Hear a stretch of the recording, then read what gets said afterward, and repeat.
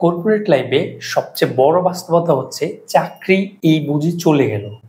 বিভিন্ন ক্ষেত্রে দেখা যায় সিচুয়েশন গুলো এরকম আসে, আজকে চাকরি চলে যাচ্ছে বা কালকে বলতেছে আপনাকে রিজাইন দেওয়ার জন্য, অথবা ১ মাস সময় দেওয়া হলো বা কোনো সময় দেওয়া হলো না।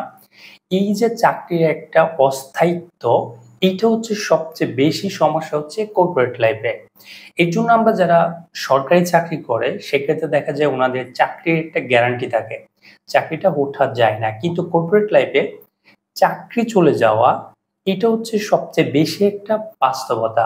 অনেক সময় দেখা যায় চাকরি চলে যাওয়ার পিছনে তেমন কোনো কারণ থাকে না। হায়ার ম্যানেজমেন্ট কোনো কারণে আপনাকে অপছন্দ করতেছে, কোনো একটা সমস্যা পাইছে, সেক্ষেত্রে দেখা যায় আপনাকে ইজিলি আউট করে দিতে পারতেছে। কারণ যে ব্যক্তি কাজ করে নিয়মিত সে কোনো না কোনো সমস্যা হবেই, প্রবলেম হবেই।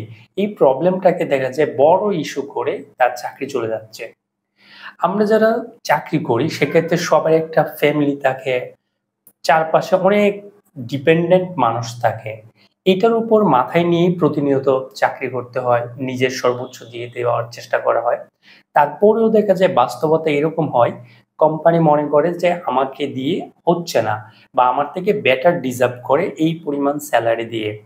এখন কথা হচ্ছে, হুট করে যে চাকরি চলে যায়, আইন দিয়ে যদি আমরা এটা ব্যাখ্যা করি, যখন একজন এমপ্লয়ি পার্মানেন্ট হয় তখন হচ্ছে তার চাকরি চলে গেলে, অর্থাৎ ইনস্ট্যান্ট তাকে যদি রিজাইন দিতে হয় তাহলে ৩ মাসের স্যালারি দিতে হয়। কিন্তু বাস্তবে সেটা কোনোটাই হয় না। আরেকটা ব্যাপার হচ্ছে, যখন একজন এমপ্লয়িকে নতুন নিয়োগ দেওয়া হয় তাকে ৬ মাস অথবা ৯ মাস একটা প্রবেশনারি পিরিয়ড থাকে। এই পিরিয়ডটা যখন পার করা হয় তখন হচ্ছে সে পার্মানেন্ট এমপ্লয়ি হিসেবে বিবেচনা করা হয়। আরেকজন পার্মানেন্ট এমপ্লয়িকেও বলা হয় যে আপনি কালকে থেকে আসিয়েন না, অথবা আপনি ১ মাসের মধ্যে সময় নিয়ে রিজাইন দেন। এটা হচ্ছে একটা প্রতিনিয়ত ঘটনা ঘটে, যেটার একটা বাস্তব ঘটনা।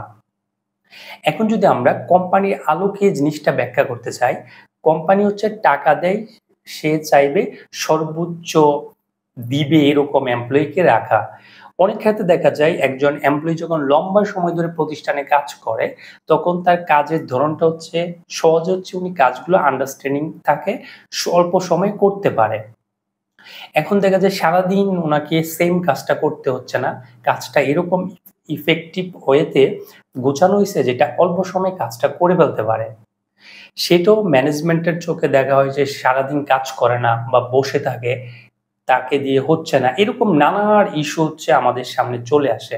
কিন্তু আজকে যে ভিডিওটা বানানোর সবচেয়ে যে গুরুত্বপূর্ণ জায়গা সেটা হচ্ছে, একজন এমপ্লয়ি যখন এই যে অথবা শেষের সময়ে যায়, তখন যখন তার চাকরিটা চলে যায়, তখন হচ্ছে সবচেয়ে বেশি বিপদের মধ্যে সম্মুখীন হতে হয়। কারো ছেলেমেয়ের পড়ালেখা শেষ হয় নাই, অথবা কারো কোনো ব্যাকআপ নেই। এরকম সিচুয়েশনে যখন চাকরিটা চলে যায়, তখন হচ্ছে সবচেয়ে বেশি সমস্যার সম্মুখীন হতে হয়। কারণ কর্পোরেট লাইফে আমরা দেখি 95% বা তার থেকে বেশি পার্সেন্ট যে পরিমাণ স্যালারি পায় অথবা আয় করে, সেটা দিয়ে তার মাসের খরচগুলো চালানোই কষ্ট হয়ে যায়। তার ওইরকম সেভিং থাকে না। এই সেভিংটা না থাকার কারণে হুট করে যখন চাকরিটা চলে যায়, যে ২ মাস, ৩ মাস, ৬ মাস বসে খাবে, আরেকটা চাকরি খুঁজবে, এরকম সিচুয়েশন এর মধ্যে পড়ে না।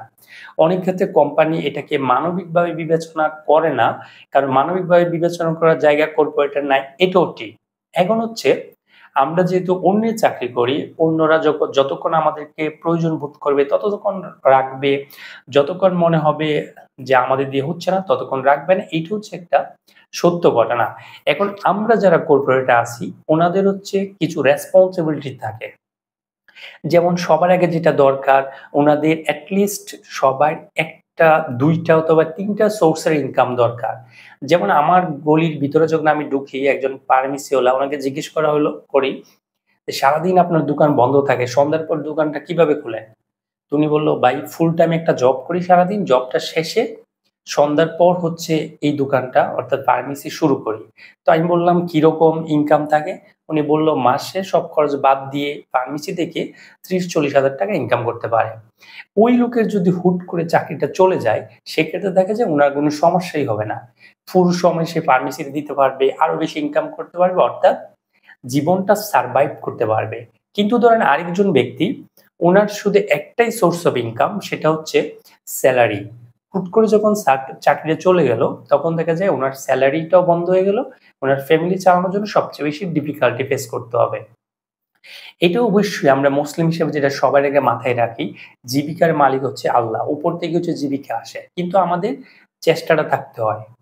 কারণ ইসলামে এরকমও বলা হয়েছে, সালাত ফজরের সালাত শেষ হওয়ার পর জীবিকার ব্যবস্থা না করে ঘুমাইতেও মানা করছে। তার মানে আমাদের সবার নিজস্ব জায়গা থেকে চেষ্টা করতে হবে। জীবিকা আল্লাহ ব্যবস্থা করে দিবে, কিন্তু আমাদের চেষ্টাটুকু থাকতে হবে। এখন আমরা যে জিনিসটা দরকার, যারা প্রাইভেট লাইফ কর্পোরেট লাইফে আছে, ওনাদের হচ্ছে নাম্বার ওয়ান, অ্যাটলিস্ট 2টা সোর্সের ইনকাম দরকার। কারো কারো আমি দেখছি যে 3টা 4টা সোর্সের ইনকাম আছে, ফুল টাইম জব করতেছে, 1.5 লাখ টাকা স্যালারি পাচ্ছে, আবার দেখা যায় পাশাপাশি বিজনেস আছে বা অনেক ধরনের জায়গাতেই থাকে। কারো হয়তো যারা ইয়াং আছে তারা টিউশন করায় বা আদার সোর্স অফ ইনকাম থাকে। এতে কি হয়, হুট করে চাকরি চলে গেলে যে একটা সমস্যায় পড়তে হয়, এই সমস্যাটায় পড়তে হয় না। আরেকটা জিনিস হচ্ছে, যারা হচ্ছে সময়ের সাথে সাথে আপডেট হয় না, অর্থাৎ বর্তমানে আমরা যদি দেখি, যারা একটা নরমাল একটা মিড লেভেলের জব অথবা লোয়ার লেভেলের সিনিয়র অফিসার এই টাইপের একটা জবেও প্রফেশনাল কোয়ালিফিকেশনের ব্যাপারটা আসতেছে। কেউ চাচ্ছে সিএসসিসি, কেউ চাচ্ছে সিএমএ পার্টলি কোয়ালিফাই। এই ধরনের ক্যান্ডিডেটের পরিমাণ এখন ইনাফ আছে, যেক্ষেত্রে কোম্পানিগুলো সেম টাকা দিয়ে এই ধরনের একটা ক্যান্ডিডেট পাচ্ছে।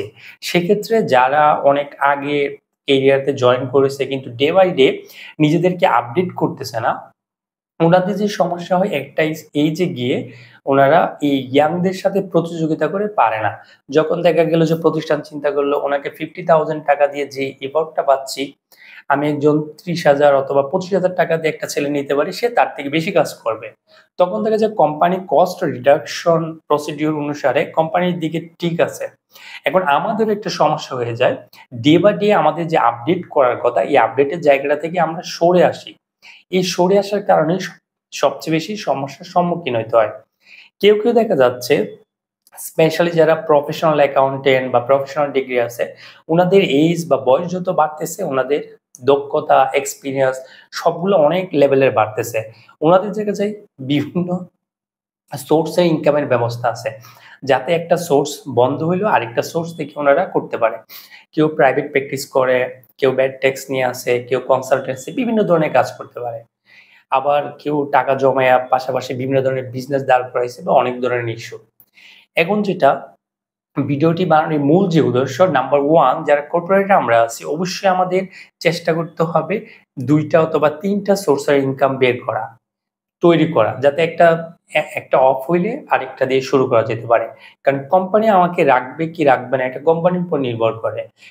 যদি আইন অনুসারে বলা হয়, সেক্ষেত্রে 3 মাস আমাকে স্যালারি দিয়ে আমাকে রিজাইন দিতে বাধ্য করতে পারে, বলতে পারে, এটা কোম্পানির দিক দিয়ে ঠিক আছে। কিন্তু আমাদের পার্সোনাল লাইফে যখন আমরা 2টা 3টা কেরিয়ার না, ইনকাম সোর্স না থাকে, তখন আমাদের সমস্যার সম্মুখীন হতে হয়। সেই সাথে হচ্ছে কোয়ালিফিকেশনটা সবসময় আপডেট করে নিতে হবে। আমাদের কারো দেখা যায় মাত্র একটা জব পেয়ে গেছে, চাকরি শেষ হলো, বাসায় আসলো, ঘুমাইলো, আবার পরদিন সকালে গেল, এরকম একটা ক্যাটাগরি থাকে। আরেকজন দেখা যায় প্রফেশনাল ডিগ্রি অর্জন করতেছে, বিভিন্ন ট্রেনিং করতেছে, বিভিন্ন ধরনের স্কিল ডেভেলপ করতেছে। এই স্কিলটা ডেভেলপ করার কারণে ওনাদের দেখা যায় বিপদটা কম থাকে। একটা মানুষ 40-50 বছর বয়স হয়েছে, একটা প্রতিষ্ঠানের জন্য 20-30 বছর 20 থেকে 25 বছর অথবা 15 বছর সময় দিচ্ছে, হুট করে তার চাকরি চলে গেলে উনি বিপদের সম্মুখীন হবে। কিন্তু উনার এই বয়সের তুলনায় যদি দক্ষতা, professional degree, networking, communication skill সবগুলো জিনিসের একটা আপডেট থাকতো, তাহলে ওই ধরনের সমস্যার সম্মুখীন হতো না। কারণ আমাদের এখানে করোনার জায়গাতে মানে আমরা একটা সহানুভূতি, সিম্পিতি পাওয়ার জায়গায় চিন্তা করলে হবে না। আমাদের দিন শেষে আমাদের মতো সার্ভাইভ করতে হবে। তাই সবাই আমাদের যে জিনিসটা করতে হবে, অবশ্যই আমাদের number one, second source of ইনকামের ব্যবস্থা করতে হবে। নাম্বার থ্রি, আমাদের হচ্ছে স্কিল ডেভেলপ করতে হবে। নাম্বার ফোর, এক্সপিরিয়েন্স ডেভেলপ করতে হবে, যাতে হচ্ছে আমরা যে কোনো অবস্থায় সার্ভাইভ করতে পারি। আজকে এইটুকুই। সবাইকে ধন্যবাদ। দেখা হবে অন্য কোনো ভিডিওতে।